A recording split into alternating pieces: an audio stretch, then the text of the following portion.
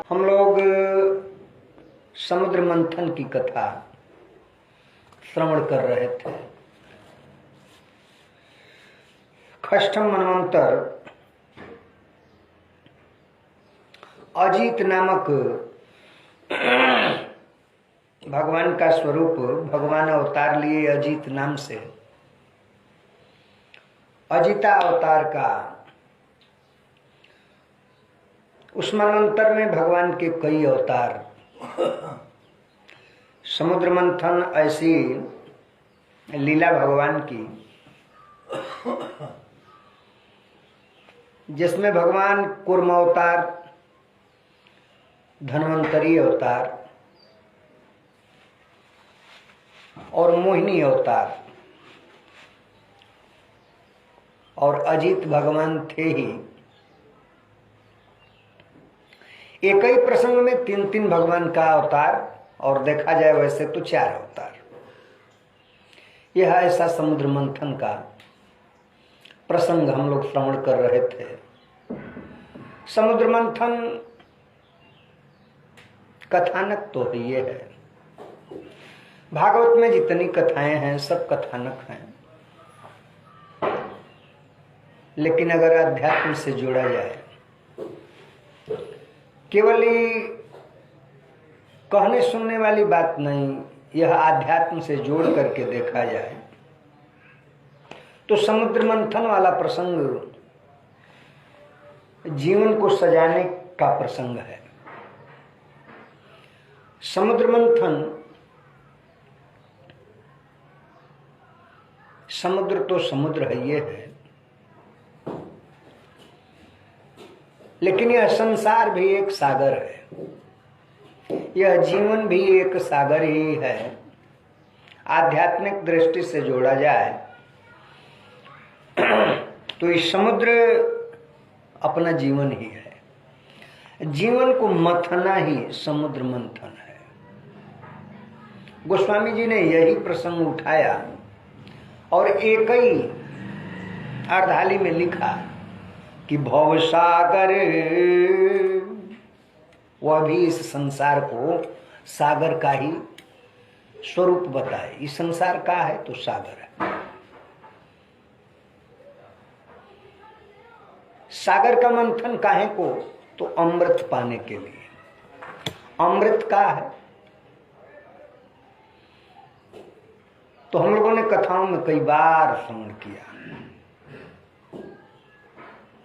अमृत क्या है? तो कहा जाता है ज्ञानामृत, भक्ति अमृत, कथामृत, नामामृत। भगवान का नाम अमृत है। इससे जुड़ना ही अमृत है। जीवन का मंथन करते हुए और भगवान से जुड़ जाना, भगवान की भक्ति प्राप्त कर लेना, भगवान के नाम से जुड़ जाना, यह अमृत पान है। कथामृत, ज्ञानामृत, भक्ति अमृत, यह अमृत है। जीवन का मंथन करते हुए बड़ा रहस्यात्मक प्रसंग है। अगर ये समझ में आ जाए तो पूरा भागवत सुनने का कोई जरूरत नहीं, लेकिन समझ में जब आ जाए तो। समुद्र मंथन करने के लिए मंदराचल पर्वत को भगवान ने मथानी के रूप में कहा कि ले लिया जाए। मथानी के रूप में मंदराचल को, और मंदराचल रूपी मथानी, जय जय सीताराम, मन में अपना मंदराचल है। मन रूपी मंदराचल से अगर इस जीवन रूपी सागर को मथा जाए, बासुकी को डोरी बनाया गया, नेति, वो बासुकी का है तो बासुकी बासुकी तो है, ये है। बड़ा रहस्यात्मक प्रसंग। अब कभी कभी कोई विद्वान बता देता है, नहीं तो वैसे तो हम लोग कथा कह करके आगे बढ़ जाते हैं। कभी कभी प्रसंग जब ऐसे ब्यौरेवार होने लगता है तो बताने का अवसर प्राप्त होता है, नहीं तो कह दिया गया, मोहिनी प्रकट हुई, अमृत पिला दी, काम खत्म हुआ, हो गया।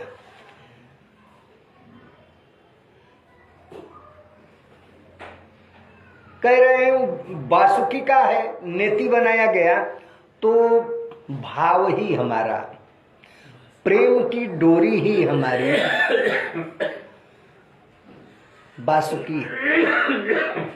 भगवान राम ने विभीषण से कहा ना, सबते ममता ताग बटोरी, आ मम पद मनहि बांध बर डोरी, आ अस सज्जन मम उर्बस कैसे, तो लोभी हृदय बसही धन जैसे। प्रेम रूपी डोरी तो संसार सागर हो गया, जीवन अपना सागर। एक बार प्रसंग में शंकर जी से कामदेव से वार्ता हुई तो शंकर जी ने कहा कि देख कामदेव, मनुष्य जीवन में दो अवस्थाओं को, जीव के दो अवस्थाओं को छोड़कर बाकी पर तुम अपना प्रहार करते रहना। कौन सी अवस्था? तो बाल्यकाल और वृद्धावस्था, इसमें तुम अपना प्रभाव मत दिखाना, क्योंकि ये तो टूटा रहता ही है। अरे वृद्ध जो है अपने पूरे जीवन काल को झेलते झेलते टूट जाता है, अब बालक अभी जीवन देखा ही नहीं होता है। इसलिए इन दो को छोड़ करके अब बाकी पर अपना प्रभाव दिखाना। तो महाराज अब की बात छोड़िए, 16 वर्ष की अवस्था के बाद समुद्र मंथन वाली दशा आ जाती है। 16 वर्ष किशोरावस्था का चरम कहा जाता है। वैसे तो 12 के बाद किशोरावस्था में प्रवेश हो जाता है, लेकिन 16 चरम कहा जाता है। 16 के बाद अब प्रौढ़ावस्था का दहलीज युवावस्था पर आ जाता है। तो कहते हैं कि प्रेम की डोर से मन रूपी मंदराचल को बांधकर आज संसार रूपी सागर में मथने का जरूरत है। अब मथने के लिए देवता और दैत्य दो लगे थे, अब हमारे अंदर भी हैं। दैव प्रकृति भी है और दैत्य प्रकृति भी है। महाराज उसके लिए अब मंदराचल जैसे फेंक दिया गया, डाल दिया गया सागर में, नेति लगा दी गई वासुकी का, तो डूबने लगा। वह डूबने लगा तो उसको आधार की जरूरत है ना। तो आधार की जरूरत क्या? तो वही भगवान कूर्मा अवतार लिए, कच्छप अवतार। कच्छप अवतार लेकर के उसको आधार दिए। अर्थात बिना आधार का काम होने वाला नहीं है। आधार क्या? तो भगवान का नाम आधार बना लो। यह सगुण शरीर है, दैत्यों को भी सगुण शरीर प्राप्त हुआ था, देवताओं का भी सगुण शरीर था, मंदराचल भी सगुण था, आकार था ना, साकार था। नेति भी साकार लगी तो उसका आधार भी साकार होना ही चाहिए। उसी साकार के स्वरूप को बना करके कच्छप अवतार भगवान ने लिया।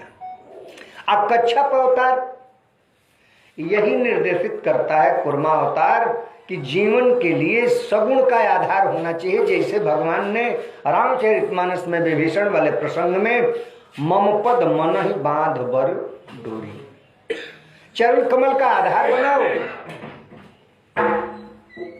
जय जय सीताराम। जीवन रूपी इस सागर के मंथन के लिए प्रेम रूपी डोरी से बांध करके और अंदर के दैत्य और देव दो पक्ष को मिला करके अनेक औषधियां समुद्र में डाली गई। भगवान के नाम का आधार, भगवान के किसी न किसी स्वरूप का आधार। कच्छप आधार क्यों बना? तो कच्छप को देखा जाए, आप भी अनुभव किए होंगे, देखे होंगे, कछुआ परिवार होता है, वो पूरे अंग को समेट लेता है, पूरे अंग को समेटा रहता है। कभी कभी छोटे हम लोग होते थे तो भ्रम होता था ये जीवित है कि मर गया है, जीवित है कि मर गया है। न मुख दिखता था, न पांव दिखता था, सबको समेट करके निर्देशित का करता है अपनी सारी इंद्रियों को। 10 इंद्रियां हैं, अब 10 इंद्रियों को मनमुखी बनाकर, अर्थात आंतरिक बाह्य नहीं, सबको समेट कर अंदर ले जाकर के मन को मंदराचल बना करके प्रेम रूपी डोर से इस जीवन सागर को मथाने की जरूरत है।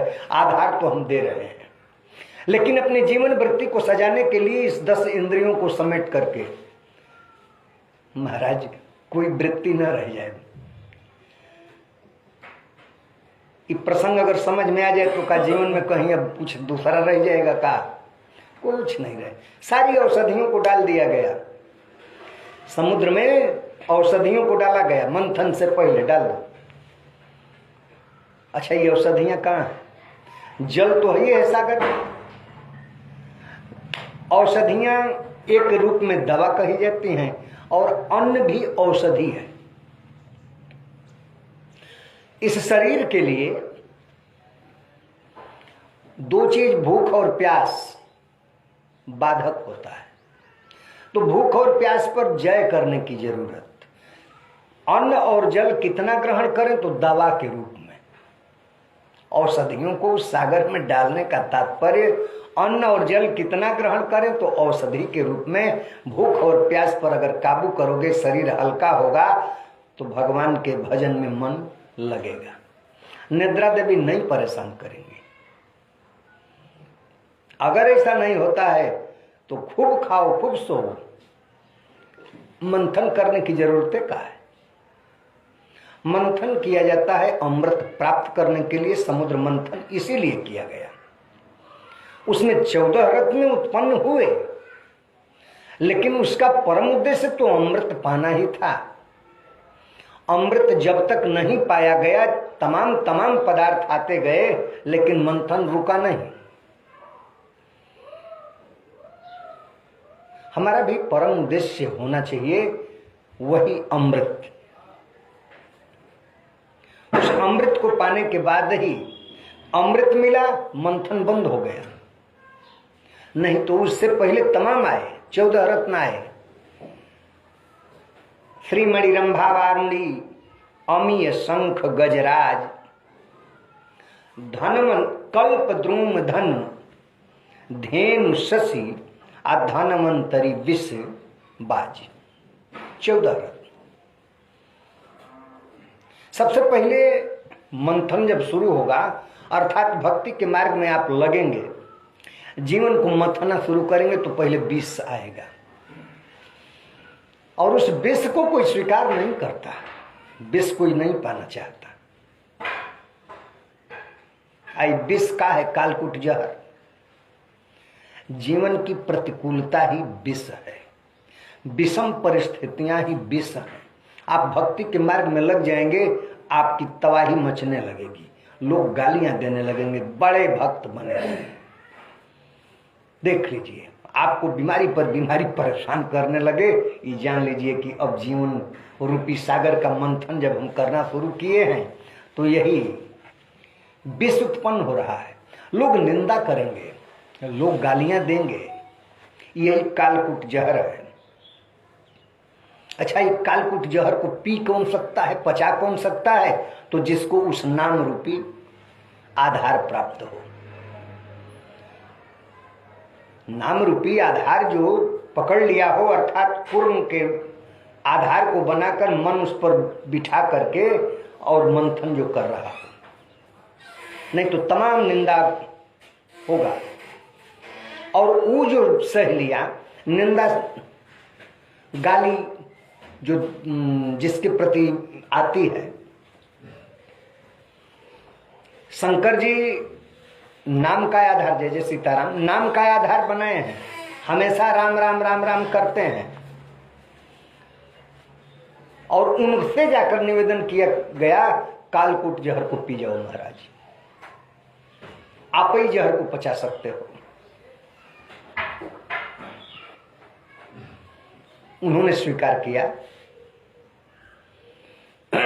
जबकि मैया पार्वती से सती से पूछने के बाद शक्ति से पूछते हैं का करें, तो कहते हैं कि अब हम का बताएं, अगर आप पर कोई असर पड़ गया तब। वो कहे कि अगर असर भी पड़ जाए कोई बात नहीं, समाज का कल्याण हो जाए, इससे परम कल्याण कुछ नहीं है। हमारे ऊपर असर पड़ जाए लेकिन समाज का तो कल्याण होगा, यह सोच करके। अर्थात